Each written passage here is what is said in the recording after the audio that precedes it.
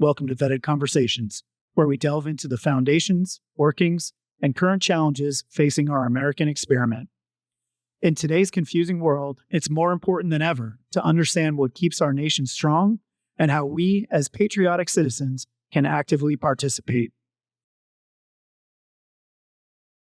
Our mission is to ensure that you, the listener, gain the knowledge and insights alongside us, your veteran and military family member hosts, to become more informed and engaged citizens. In a world of partisan noise, we lead with a bias of patriotism, cutting through the static with clarity, insight, and action.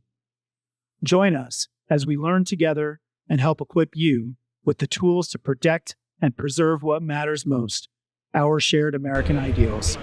Are you ready for it?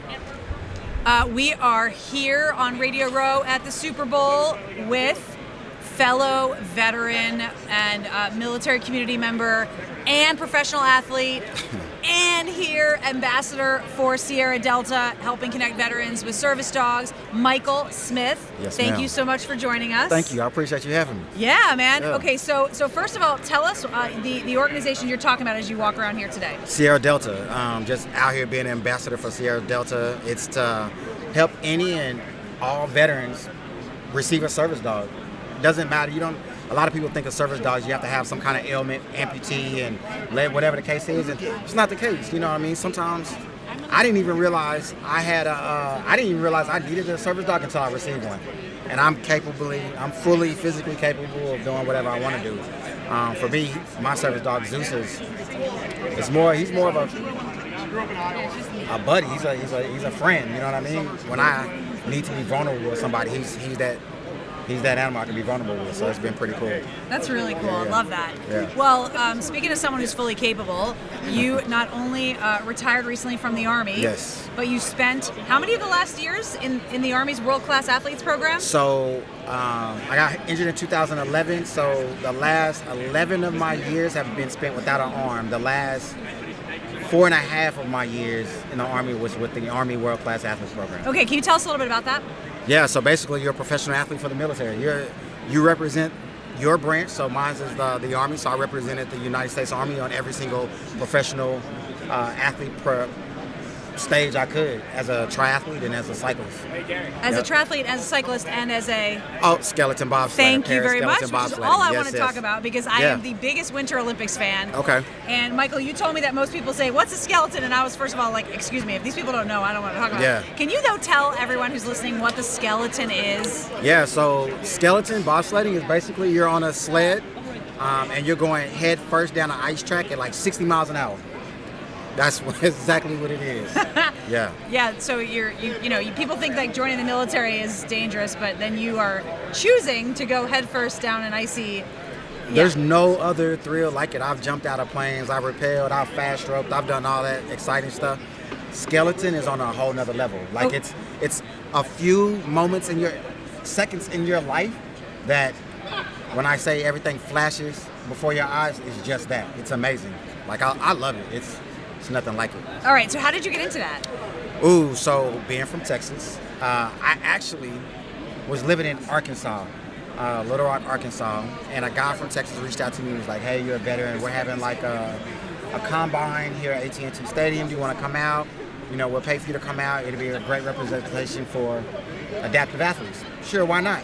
And so I'm there, and I want to be challenged, and I want to be able to show people like, my arm is a minor setback. And so I just really gave it all I had. And I ended up being in like the top 5% out of the entire combine with one arm. Wow. And then I had a recruiter come to me and was like, hey, would you like to go to this camp just to see what you have? I was like, what is it? He told me, why not? My very, very first run, Tuffy Latour, who is I believe he's still the national team coach, came to me. He was like, hey man, you got something special. And I was like, what do you mean? He was like, you literally just qualified for a national race. Wow. Just practicing. First time. Wow. And I was like, for real? He was like, you could really do this. And at the time, skeleton bobsledding was very new. So I did it. That's and awesome. I just stuck with it. And like within 3-4 weeks, I was like #1 in the world, like boom, like overnight. Wow. Yeah. And so where did you compete? What tracks did you compete on? So I did Canada, I did Germany, I did Utah, New York. Yeah, that's pretty much my main circuit. That is amazing. Yeah. All right, I'm going to tell all the kids listening that they should not do face first downhill sledding Please don't. unless they do Please some don't. practicing. Please don't. But if you want to be like Michael Smith, you could maybe join a professional team and do it There later. you go. in your life. There you go. Okay, so what we're talking about here while we're at the Super Bowl is a campaign called Military 250. You know, this year coming up in June is the 250th anniversary of the Right. Army, Yep. and followed by the Navy and Marine Corps. And we're encouraging the veteran military family community to celebrate their service by continuing to serve. Yes. So to look at all the different ways that you can do that, you know, in your own community, for the country in different ways, and of course it's also something we want to invite the rest of the country to do, right? Right. Don't post a picture on Facebook. Get out there and do something in Right, your community. 100%, So yeah. talk to us about kind of how you've been motivated to continue to serve. So serving 24 years, that's just not something that you can rid of. That's not that, you know, I feel like once you've spent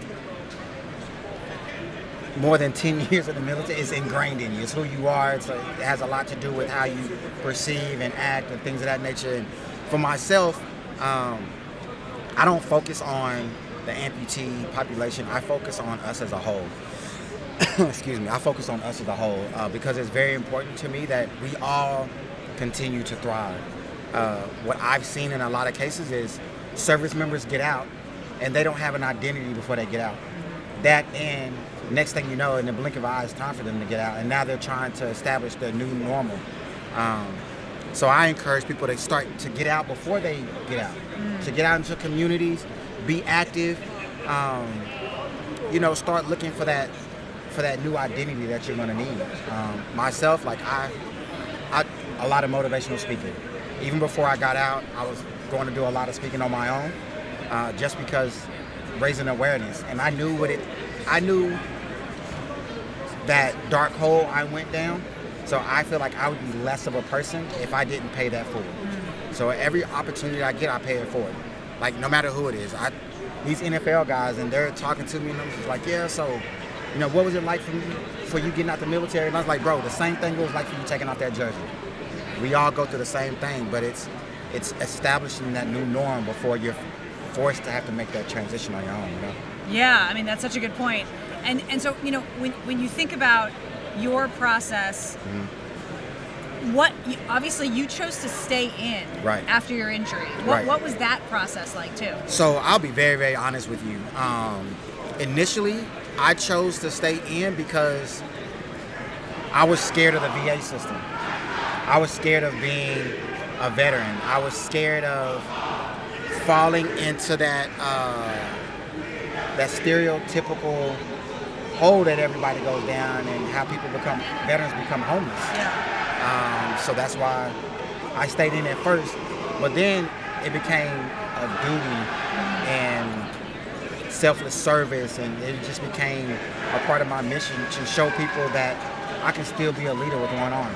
That's amazing. You know what I mean? And I still had so much left to give. Like, I love leading troops. I love developing young men and women. I mean, you know, being a leader, that's what you do. You're doing it right now, hosting this. You're developing people outside of myself, yourself. You're raising awareness. So essentially, I'm doing what you do. You're just doing it on a whole way larger scale. Oh, stop. Yeah, but I mean, I appreciate that. So, last question. So talk to us, like, why'd you join the military in the first place? Once again, it was not a patriotic thing. I was the first to do it out of my family. Wow. I grew up in a single-parent household, and I just remember how rough it was for me, and I didn't want that for my sister. And I wanted to one day be able to retire my mother. And so I had a scholarship to go to college, and at the time, you couldn't be paid for being in college, so I wanted to, once again, pay it forward. And the military was one of the things that was admirable. That's one of the things that I can do outside of myself that I can be prideful in. I didn't know 4 years was going to turn into 24 years. Wow. But I'm thankful and grateful that I did. Well, not only did it turn into 24 years, but you became a professional athlete There in the you go. meantime. Yeah, You became a spokesperson for a major veterans organization. Yeah. So, yeah, it led you Yeah. to a lot of other incredibly It did. positive things in It the did. world. Yeah. Well, Michael Smith, thank you for stopping by and talking to us. Well- Thank you for your service and for your continued service.